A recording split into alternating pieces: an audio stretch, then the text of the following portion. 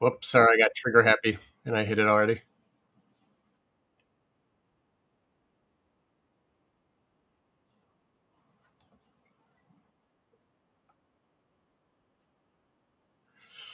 Um, I got it up over on my other laptop, just seeing if it's going live yet.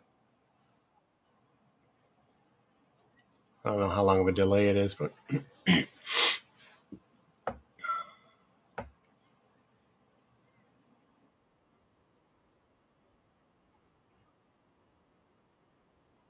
okay.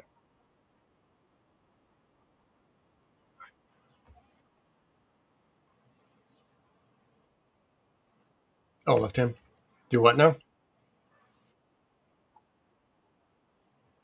Up here?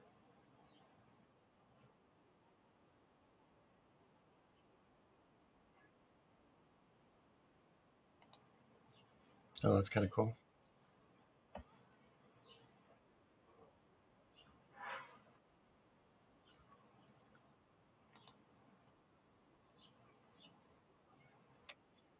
The first one is the one we're doing, but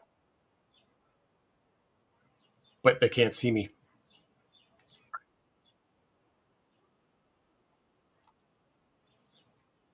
Ah, gotcha. Perfect.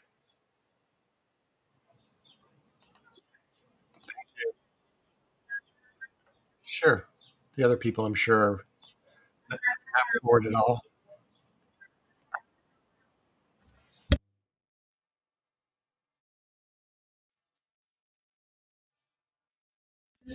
Yeah, it looks good. I think we're both live, so we're good.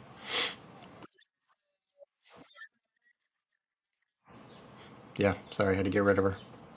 All right, thanks everybody. Sorry about that little technical difficulty, but hey, it's working now. So what are you gonna do? All right, so um, I guess I'm live. I don't know really how I'm going to be able to answer questions because I really don't know what I'm doing yet. What I wanted to do today was do a test, but if it worked, then I have prepared material for my deep dive into tax brackets. So hopefully that's going to work. Let's see. Yeah, it doesn't look like I'm going to be able to take questions. Oh, I know. Maybe if everybody texts me, I'll just do the questions on my phone. How about that? There's not like there's that many people. I think there was only like 20 or 22. So I'll write down my phone number, or I'll give it out, and then you guys can just write it down. So if you have any questions, you can text me if that's okay. So my cell phone is 248-760-1733.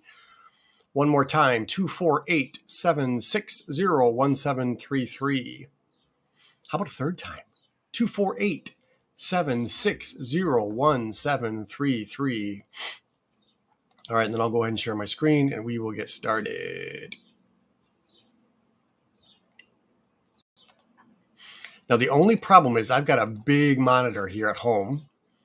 So that might look crazy for you. Oh, that's certainly not going to happen, is it? Okay, so it's going to probably be weird for you. I'm hoping that you can adjust your screen to see it a little bit better. Let me see if I can make some adjustments here.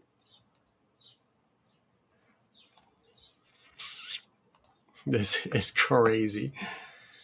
Now I know what people are going through when they do these stupid things. Okay. So maybe if anybody got my text number, go ahead and text me so I know I'm not just completely talking to myself. Again, my cell phone is 248-760-1733.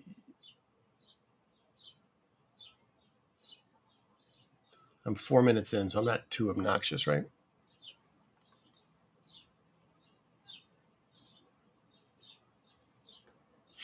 All right, I don't care. Whatever. I'll just talk, and then if it works, if not, I'm talking to myself, which would not be the first time.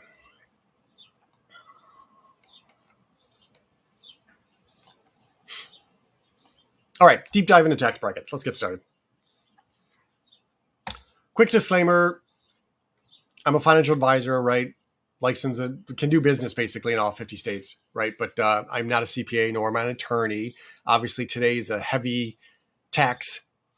Uh, oh my God, I just completely lost words. It's been a very, very long day. Very tax heavy, let's put it that way. Okay. And obviously, okay, thank you, whoever said that they can hear me. Good. Next one. I don't know how many people know me, how many people have been to my seminars. I did a TED Talks. Thank you. I did a TED Talk. Went out to High Point University, did a talk there. Got to meet some cool people. Maybe you've seen me on local news. Wrote a book. If you haven't gotten my book yet, if you come out to one of my live events, you'll get free copies. I give them out at my free events. And I think this week, where am I? This week I am at Philippa's. Yay. And then next week I'm going to hopefully be doing live webinar events. We'll see how that goes, right? All right. Someone's dinging me. Who knows? All right, cool. And then this is my family for whoever cares. This is me. Oh, that's supposed to be a video. That's not going to work. Whatever. Who cares? All right, let's get into it. Tax brackets. I always show this at my seminars. And what I do is I focus on the red line, right? Because that's the big scary red line, how high taxes have gone, right? And I always point out it went as high as 94%, right, back in the last couple of years of World War II, so it makes sense. But it's come down, and then we think it's going up, right? But what I've never really focused on, which was kind of interesting, and I really should, is the blue line. So what's interesting about the blue line you'll see is yes, it does go up, obviously, when the red lines go up. But it doesn't go up as much. You can always see there's always in the lowest brackets, there's an availability to get out money out of, say, an IRA or whatever it is, and not really pay that much taxes. The point being, whatever money you do have to get out of IRAs and 401ks, it's all taxable, but we do have a standard deduction that will offset some of that taxes. But even if you bleed over the standard deduction, look at those low tax brackets. They're really not that crazy, right? They're always not too crazy. So if you, as long as you don't keep your forced income from, say, your IRAs and everything, as long as you don't keep that too high over the standard deduction, you're always going to be in the lowest brackets, 10 of the 12 currently, right? So that's kind of what we always focus our clients to be. We try to get as much money out of IRAs into Roths so that the required minimum distribution doesn't drastically exceed the standard deduction. So a lot of it would be offset, and then whatever does bleed over will cause some of your Social Security to be taxable, and then you'll possibly be in the lowest brackets. But we don't want to get so crazy and completely ignore the compounding that's in these IRAs and 401ks. So where it's so bad, the required minimum distribution, that we get into the brackets of these red lines. Okay, so that's, I thought, was kind of cool. There's always something in a pretty low bracket, and that's okay. That's some of that we want to come out of the IRA and pay at the very low tax brackets, right? Right now it's the 10 and 12% bracket. That's only going to be here until the end of 2025. And so why do we think tax rates are going up? Well, look at this interesting chart. And sorry, there's a glitch at the top right there, my top right. It says 128%. So basically what these lines are is the blue is the GDP, okay? And then the red is the top tax rates. So you can see every time the GDP gets so crazy like it is right now, and we can go back to the mid to late 40s, we can see it got all the way up to 119% GDP to ratio to the tax rates. So it got all the way up to 119%, and look what tax rates had to do, right? They went all the way up to crazy 80%. And then they started coming down, obviously, as the GDP went down. Now, look, it's right back up. In fact, it's higher than what it was back in the last couple of years of World War II. Tax rates, still pretty low, right? So obviously, we think tax rates are just going to have to go up, okay? And that's obviously why I see 20 to 25 people every Tuesday and Thursday, every week of the month practically, for this very reason, right? Trying to find the best strategies to get money out of the always taxable buckets, which is the IRAs, 401ks, 403s, get them into the never taxable bucket, which is Roths and life insurance. I'm going to give out my cell phone again in case anybody has any questions. 248-760-1733. Oh, thanks, Mike, for letting me know as well. Okay. All right, so these are the tax brackets 2023. Now, of course, if you remember from the previous slide, those blue lines, that's the 10 and the 12. So you can see if you're married, same thing for single, but if you're married, a lot of times when you first retire, I always talk about this in my seminars, kind of the Goldilocks period, right? Is when you first retire, a lot of your Social Security is not even taxable because there's not a whole lot of other income above and beyond Social Security. So it stays pretty much tax-free. Because a lot of times people think, well, if I'm making $50,000 in wages and then I retire and I turn on Social Security and maybe it's 30 for me and 15 for my wife, so basically about $50,000. But what is coming from Social Security, that's not even going to be taxable. Okay, so if you look at this bracket right here, it goes all the way up to $89,450. A lot of times when people first retire, their income is at maybe $50,000, $60,000 because the Social Security is not fully taxable. So what I say is the first thing I always want to do is I want people to convert to get money out of that IRA and at least fill up that 12% bracket. It is a shame if you go by any year and do not fill up that 12% bracket. Shame on you if you do that. So as soon as Dick Clark's balls hit the bottom, that sounded really bad. Dick Clark's Rockin' Eve, you know what I'm talking about. When the apple of the ball hits the ground, the year's over, right? That's where I was trying to go with that. And this opportunity is gone, right? When the year is over. So you want to do this, start analyzing this in November of every year to see if this makes sense for you. All right, so we definitely want to fill up that 12% bracket. And again, if you're in that 22% bracket, really you could go as high as the 24% bracket, which gets you up to $364,000, and you're only paying 2 percentage points more.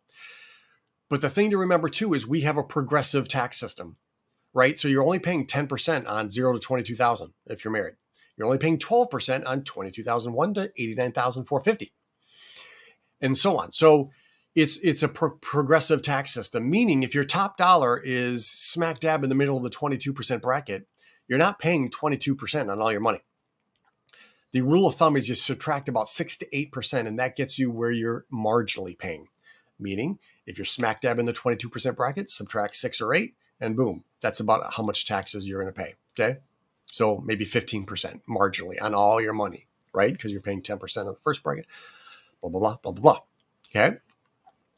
So that's kind of rule of thumbs of really when I talk about in my 5 tax strategies, that's called bracket bumping, right? We want to make sure that we don't go too crazy over the brackets because let's say we decide to go over into the 24% bracket and we have an adjusted gross income now of $195,000. Okay, so we just barely went into the 24% bracket, no harm.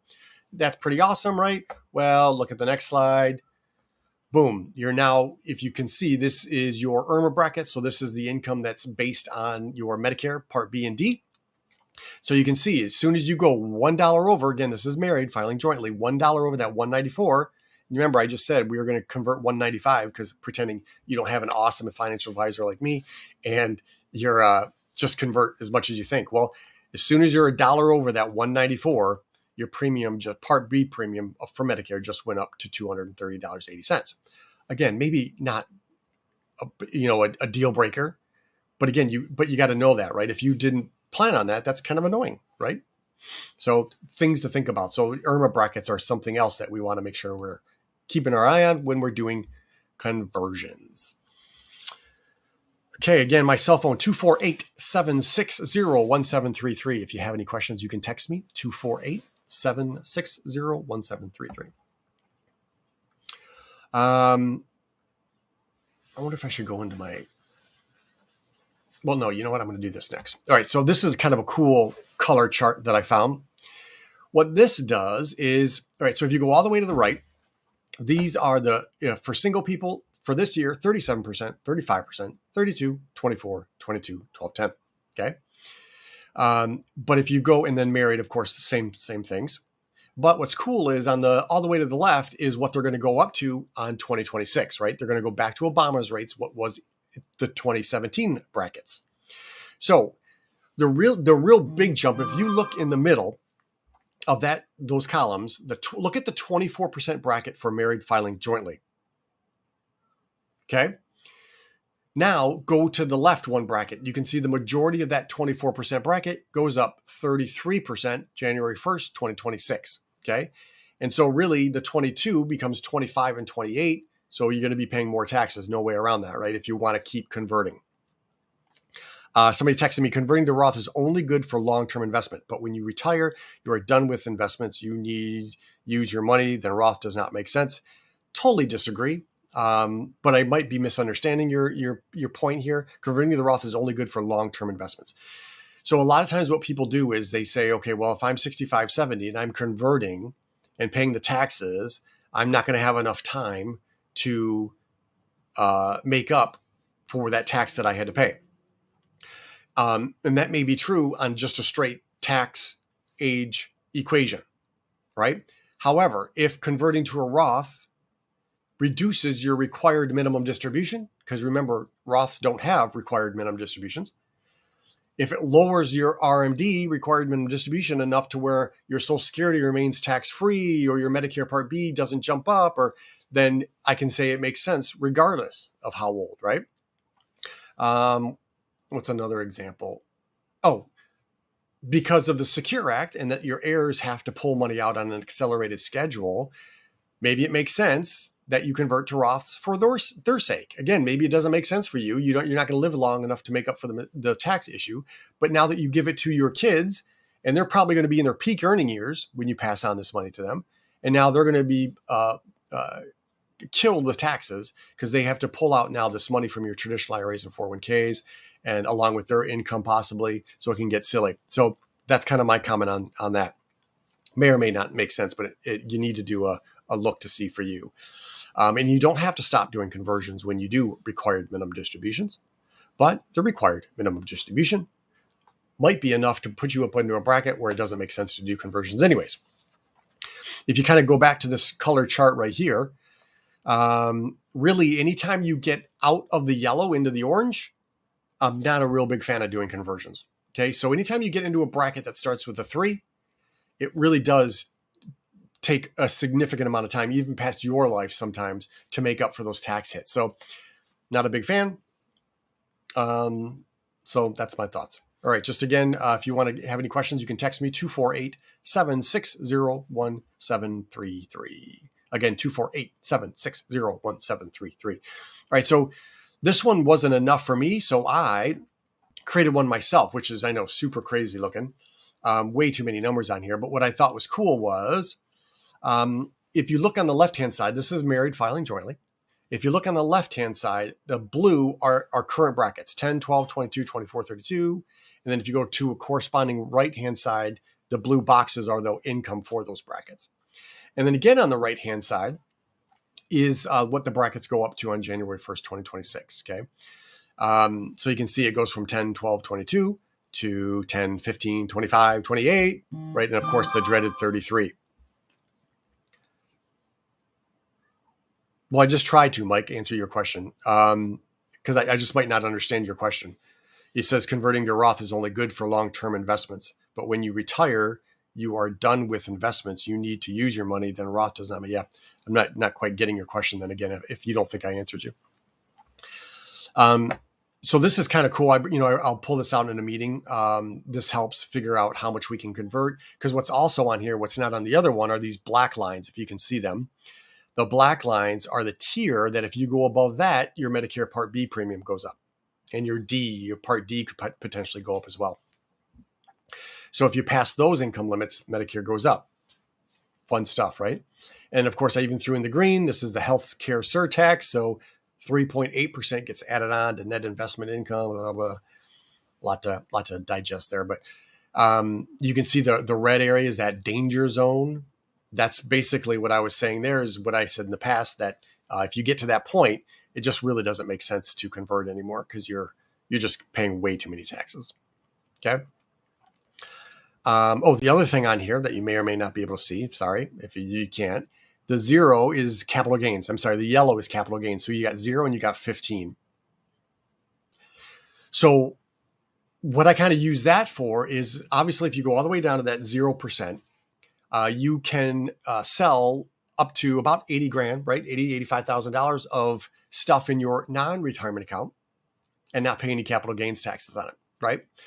Which is kind of cool. So if you can arrange it, again, you can't have turned your Social Security on yet. You can't have a pension, right? Kicking off income. You can't have any income at all. But you can sell enough stuff in maybe those first years after you retire and pay zero taxes. So let's say, and again, just think about this, $80,000, or let's say it's 85, whatever it is, $85,000 of a capital gain, you don't pay any taxes on it. That doesn't mean you free up 85,000. You could have bought Apple stock for 100 and you're selling it for 185,000.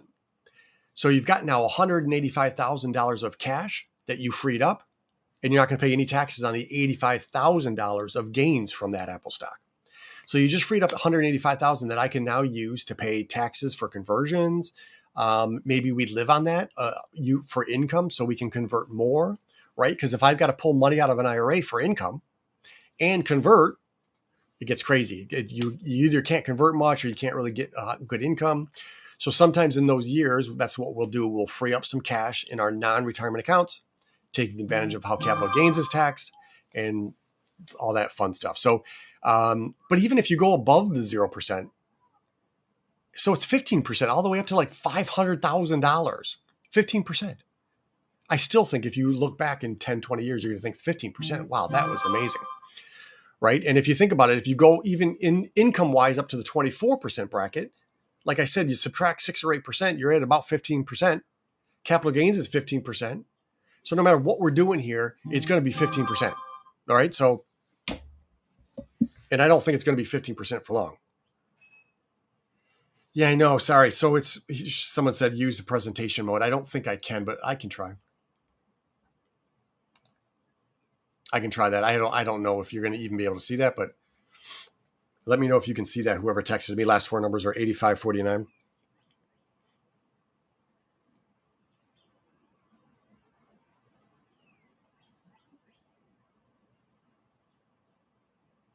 Yeah, it's just the streaming software I'm using. I wasn't sure how that was going to work. I tested it before, but it all fell apart, of course, today when I was trying to do the show. But anyways, okay. I think that's basically all I wanted to get out of this slide. This is kind of everything we look at. So again, we may have this zone where when you first retire up to required minimum distribution time. Well, we can play with all these numbers, maybe getting money out of a non-retirement account, just using capital gains taxes to free up income either to live on or to pay the taxes for conversions. Because sometimes we need to live on IRA money and convert. And again, we want to pay taxes if we can from a conversion. We want to pay taxes for conversion from non-qualified money if we can. Okay. Oh, yeah, it worked. Thank you. Awesome. Because if you pay the taxes of the conversion from the conversion itself, let me clarify that. If you're taking $100,000 from an IRA and you're trying to get $100,000 into a Roth and you have no money to pay the tax bill for that, you're going to have to take it out of the conversion itself. Meaning 100 going from an IRA, only 80 is going to end up in the Roth because you had to send 20 to the IRS, right? So is it a good deal? Yeah, it still can make sense. It just means that you're putting less into the Roth, so it just takes a lot longer for you to kind of break even. But again, if you're doing it just to lower required minimum distributions or doing it just because you want to give your heirs tax-free money, then it can still make sense. Okay. All right. I think I beat that one up. Again, any questions? It's my cell phone number is 248. That's not the end of the slide, is it? Oh, yeah. 248-760-1733. Again, 248-760-1733. This is just my tax calculator. So the reason I wanted to show you this is because showing brackets for how Social Security is taxed is really hard. It's just confusing. So I created a calculator that kind of makes it easier to understand. So watch this. Here's the things we need to look at. So here, look at your total income up here. This is going to be the total taxable amount of your Social Security. And this is, I'm going to use the slider to kind of show you if you how much Social Security you're getting. So just keep your eye on 2 things. How much of your Social Security is taxable and the total tax down here, okay? So, and note, because we have no income yet, the standard deduction is still negative, meaning you haven't taken the standard deduction. This is for married filing jointly, Okay. You currently get $27,700 to offset income. Okay. So watch as I slide this Social Security. I can get to a point where, boom, right there. So about right there. You know how I always say in my seminars, if Social Security is your only income, it's going to be tax-free. It's generally, that's true. Well, no, I guess it's always true, depending on what your other income is. Let me explain. So I did this, I took this slider all the way to 63,900. Okay, so that's your income. Zero of that amount of Social Security is taxable. So there is no tax. Okay, but yet we still have not even used the standard deduction. So I can slide that even more, and now it starts to eat into the standard deduction. So you can see I can go all the way up to $110,000 of Social Security, and there's still zero taxes. Could you ever get to 110? No, of course you could.